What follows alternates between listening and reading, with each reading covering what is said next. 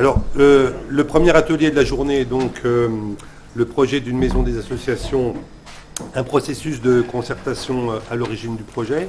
Donc on a autour de moi 4 témoins. Raphaël Madi, qui est le coordonnateur de la maison des associations de Rennes. Benoît Vallet du mouvement associatif rennais. Madame Sophie Simonet, adjointe de la ville de Caen, chargée de la démocratie de proximité, la vie associative et de l'économie sociale et solidaire. Et puis David Osmond, qui est le responsable de la MDA de Caen. Alors, la première question que je vais poser tout de suite à Raphaël Madi, c'est comment définir un projet de la MDA. Parlez-nous un petit peu de comment, à Rennes, ce projet s'est mis en place. Très bien, donc bonjour à tous. Alors je vais tenter avec mon collègue Benoît Vallet du mouvement associatif rennais, on a décidé de faire une réponse conjointe. Donc moi, pour bien préciser les rôles, je suis salarié d'une association qui opère au sein de la maison des associations de Rennes, qui s'appelle BUG, qui intervient à la fois sur les dimensions numériques, d'innovation et d'ingénierie de projets associatifs, et on va parler aussi d'entreprises associatives, puisque le secteur associatif évolue énormément, change, est très diversifié, et bon, s'il y a des enjeux de société, on va dire au sens littéral du terme social, il y a aussi des enjeux économiques. Et pour le coup, je pose le contexte, c'est-à-dire que Rennes est une ville éminemment associative. Depuis plus de 30 ans, la politique locale a travaillé de concert avec les associations pour structurer le territoire et s'appuyer sur ce qu'on appelle des corps intermédiaires. Voilà. Donc ce qui fait, c'est qu'on a une histoire riche, très riche. On a plus de 5000 associations. L'enquête de 2013 a révélé que c'était un élément structurant de la ville, évidemment. Pour ceux qui le sentaient de manière intuitive, on l'a objectivé avec l'enquête, que plus d'un habitant sur 4 était concerné par du bénévolat de façon directe, avec des niveaux d'implication différents. Donc ça impacte très sérieusement un territoire. Et qu'on parlait d'emploi avec le délégué interministériel, c'est quasiment 10% de l'emploi salarié. Voilà. Donc et aussi les grandes capacités d'innover. C'est toute une question qu'il aurait été aussi intéressant de poursuivre aujourd'hui. On a senti que ce matin, il y avait aussi, on était à la croisée des chemins et que les représentations avaient aussi un impact sur les choix qui pouvaient être faits, comme il avait dit, les choix délétères ou lapidaires. Donc voilà, c'est un postulat qui est important parce que c'est une histoire riche, beaucoup d'acteurs, une histoire aussi, une histoire conséquente. Et donc, alors chronologiquement, la maison des assos existe depuis, je crois, ça doit être 20 ou 25 ans. Et il y a 2 ans et demi, 3 ans, des travaux ont été opérés dans ce bâtiment qui fait 4000 m².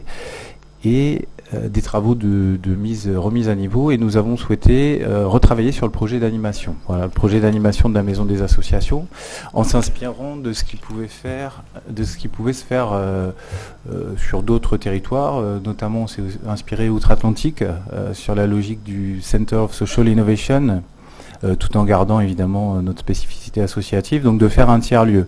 La difficulté, c'est qu'on avait la difficulté et en même temps l'atout, c'est qu'on a une multitude d'acteurs dans cette maison des associations et qu'on ne voulait pas fonctionner en une maison des associations, une ou deux structures. Voilà. On voulait garder cette dimension d'accompagnement structurante, location de salles, et en même temps travailler sur un bâtiment qui ne correspond pas qu'à des murs et qui aussi évolue. Donc Benoît en parlera par la suite, ce qui est aussi un des enjeux, c'est-à-dire que de ne pas figer, d'essayer de s'adapter au maximum aux usages. Et alors c'est compliqué parce que on a l'impression de moins en moins, mais de vivre dans un monde fini. Et en fait, on se rend compte que les associations ont des besoins qui évoluent. On fait souvent le grand écart dans l'accompagnement. Ça va enfin vous savez tous, hein, je ne vais pas revenir là-dessus. Donc, on a monté un projet d'animation qui regroupait plusieurs acteurs. Alors, je vais les citer rapidement. On a une société d'économie mixte qui gère la sécurité et la salle avec sa propre culture, sa culture d'entreprise spécifique. On a France Bénévolat, on a nous-mêmes l'association Bug qui, mettons en place des missions de conseil, accompagnement de formation de bénévoles, de pépinières d'associations, de coworking, centre de ressources qu'on est en train de retravailler en espace de créativité, une salle d'expo, un restaurant, donc un Quantique Café dans la maison. On a aussi un LabFab, laboratoire de fabrication numérique ouvert au public, qui permet qui a fait par exemple sortir des projets comme My Human Kit, la main articulée. J'étais au musée de l'Homme là samedi et j'étais ravi de voir que dans la vitrine sur la fin du parcours, on trouvait la main de cette association, voilà, qui donc a pris ses quartiers et est né à la Maison des Assos de Rennes. Donc voilà, alors ce que je précise, c'est que la Maison des Assos n'est pas une entité juridique à part entière, que nous disposons d'un espace de gouvernance. Je n'ai pas parlé du mouvement associatif rennais, mais Benoît prendra la parole, qui fait aussi partie de cette Maison des Associations. On a aussi une radio.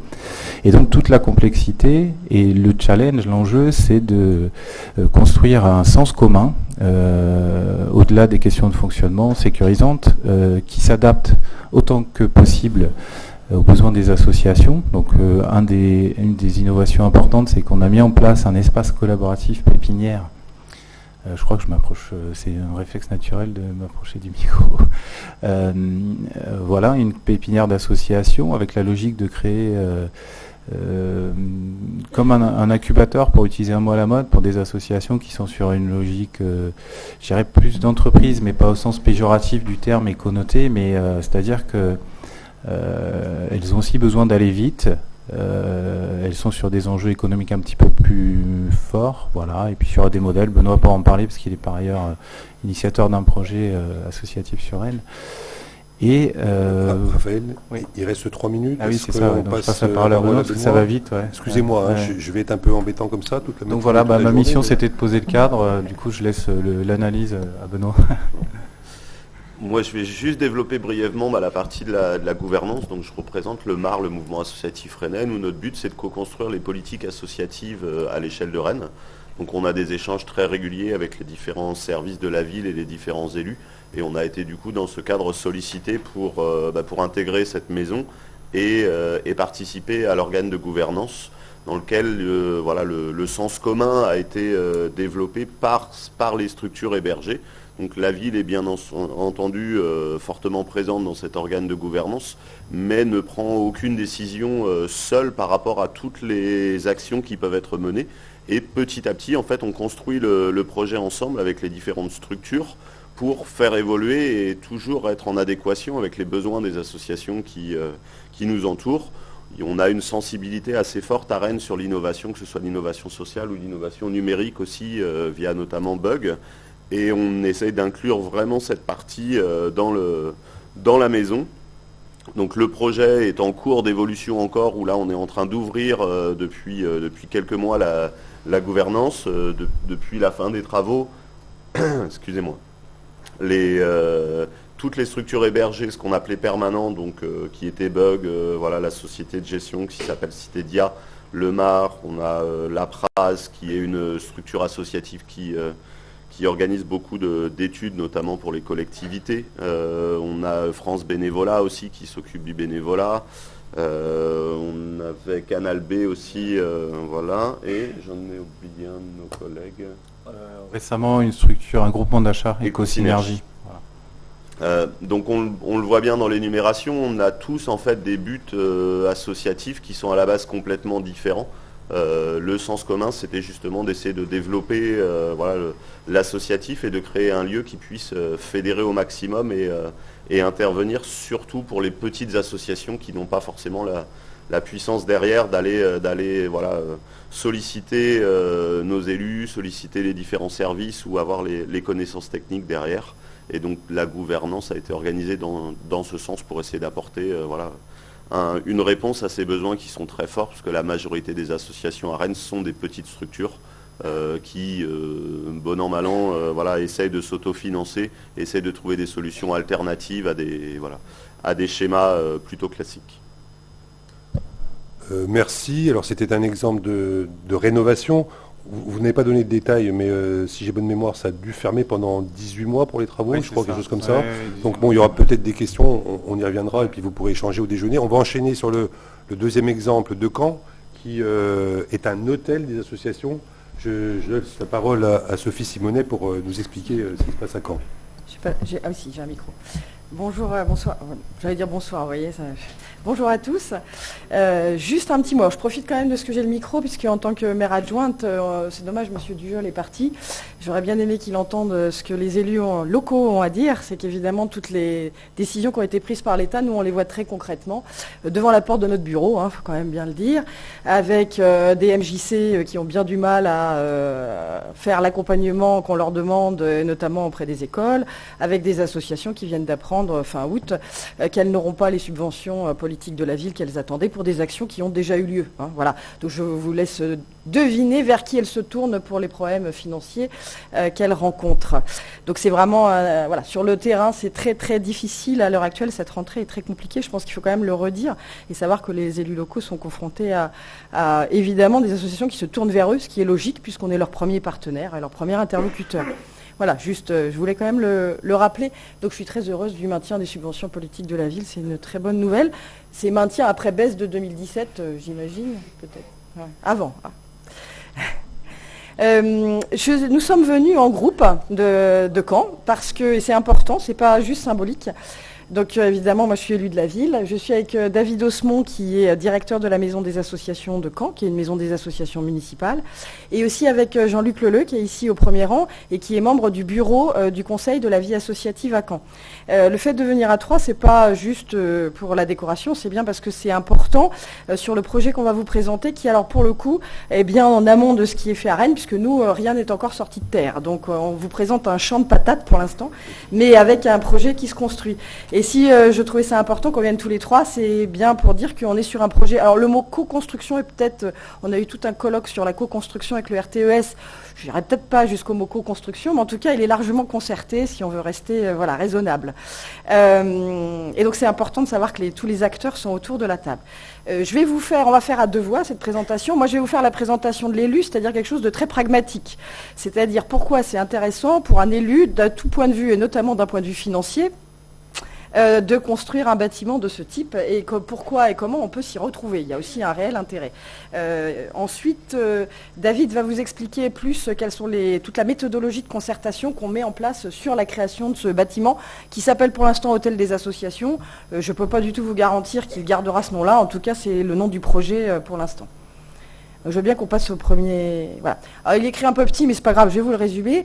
Le travail, évidemment, de la ville de Caen, il est fait avec les à peu près 1000 associations caennaises. En fait, on est plutôt à 1500, puisqu'on a la chance de développer à l'heure actuelle un observatoire de la vie associative grâce au... Alors, 1500 sur le listing et 2008 me souffle David dans celle qu'on est en train de découvrir encore toujours.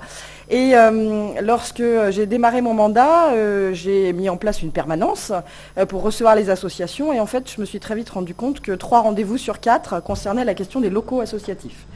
Et je me suis aussi rendu compte que sur les rendez-vous qui concernaient des locaux, il y avait absolument tout. Donc on avait des associations à travers toute la ville, qu'on avait des bâtiments qu'on prêtait à travers toute la ville, qu'on en avait qui avaient 100 mètres carrés et d'autres 50, on ne savait pas tellement pourquoi, qu'on en avait qui payaient les fluides et d'autres pas, on ne savait pas non plus pourquoi, et qu'en fait tout ça c'était le résultat d'un millefeuille qui avait quasiment 50 ans d'histoire, mais qu'on ne s'était jamais tellement penché sur la question.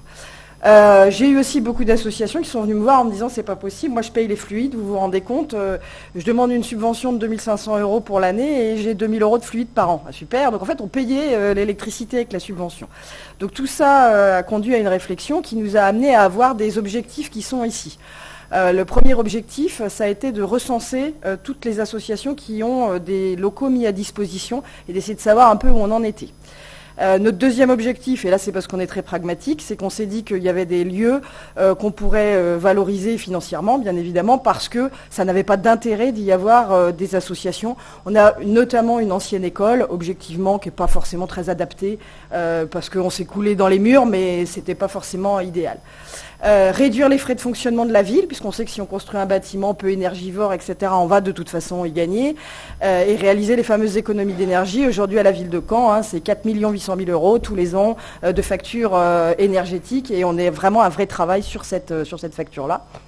Répondre aux demandes, évidemment, salle de réunion et espace de stockage. Alors malheureusement, l'espace de stockage, c'est infinitésimal. Je pense qu'on ne pourra pas répondre à tout. Là, il faudrait créer, je ne sais pas, 3, 4, voilà, il faudrait mettre 10 000 mètres carrés. Permettre plus d'équité. Alors pour moi, c'est un axe fort, hein, c'est un des axes forts de la politique associative à Caen, l'équité, parce qu'en fait, on s'est rendu compte que derrière, il y avait beaucoup d'inégalités hein, dans la mise à disposition des locaux.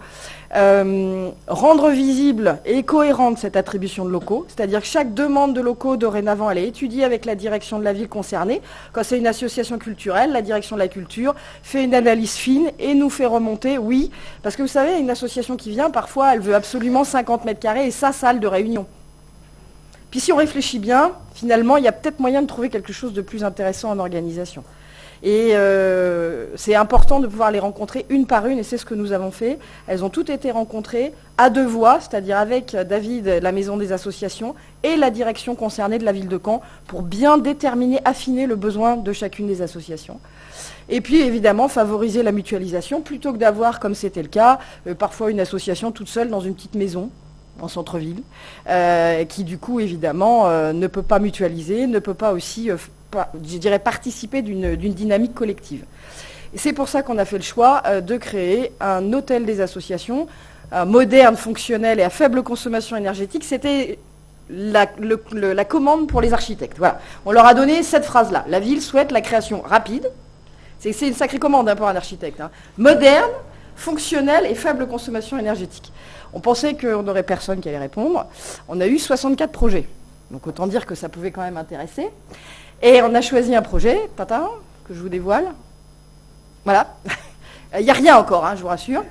Qui est un bâtiment en bois, totalement en bois, de 1800 mètres carrés.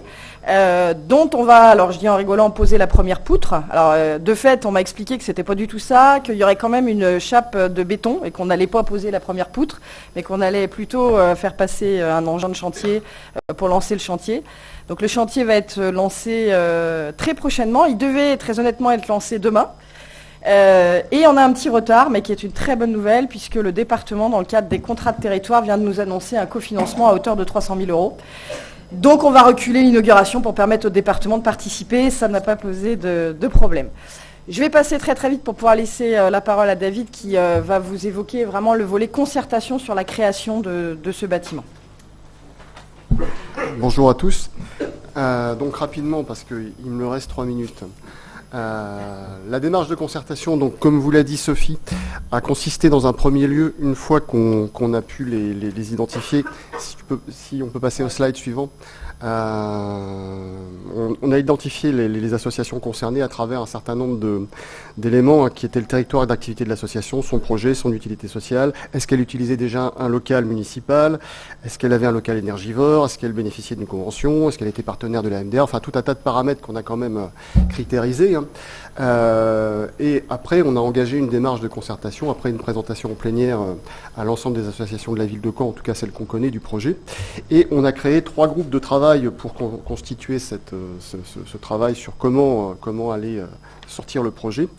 Un groupe qu'on appelle charte de fonctionnement, qui est piloté par moi-même, qui en gros doit travailler sur pourquoi un hôtel des associations, à quoi il sert, comment on va le gérer, comment on va l'animer, comment on va vivre dedans, qu'est-ce qu'on peut faire dedans. Enfin voilà, à la fois du projet au sens plus global et du pratico-pratique. Le but de ce groupe étant à terme de produire le projet de vie du lieu et de valider une démarche que l'on pense nous intéressante, qui est la création d'un conseil d'usagers, donc composé d'associations et de représentants de la collectivité pour gérer ce lieu.